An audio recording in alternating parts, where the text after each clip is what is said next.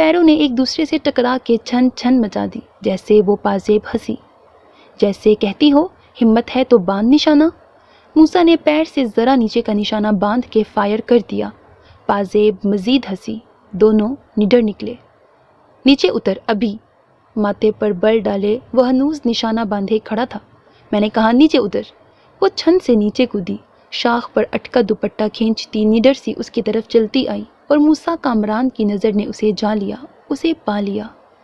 बाग में जैसे मनो चांदी चमकी और उस सुनहरी मूरत से टकरा के वापस शर्मिंदा लौट आई। और जन्नत फातिमा चौधरी ने 20 साल बाद उसे नज़र भर के देख लिया, जिसके माथे के बलों पर कोई काफिर भी मर मिटे और जिसकी उठान के किस्से शायरों से कहे न जा सकें। राइफल नीचे हुई कि मिट्टी से अटे उन पैरों को देख सके। तकलीफ हुई कि कैरी से निशाना लिया तेरा, मेरी चीज़ है, मैं जो मर्जी करूं। अब वो किसे अपनी चीज़ कहती थी मूसा न जानता था।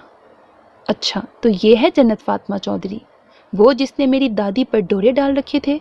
हाथ पुश्त पर बांध के वो फिर फुर्सत से उसे देखता रहा। सखी सहेली थी वो मेरी, डोरे तो मैंने पोते के लिए संभाल रखे थे। नाले में पैर डबो के दलेरी से कहा गया। वो हंसा। रामपुर में 1.5 महीने बाद वो हंसा था और पेठे का हलवा कटोरी में लिए लौटती नैना की सांस किसी तोदे तले दब गई और जन्नत को याद आया था। और वो हंसता कैसा है?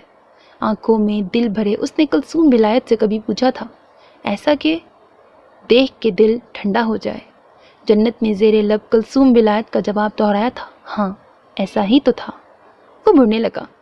गोली से डरा करो, वो किसी सुनहरी रंग को नहीं मानती। मुड़ते मुड़ते बोला था, तेरी दादी ने जन्नत के बारे में और कुछ भी तो बताया होगा, जैसा कि वो अब किसी से नहीं डरती, गोली से भी नहीं।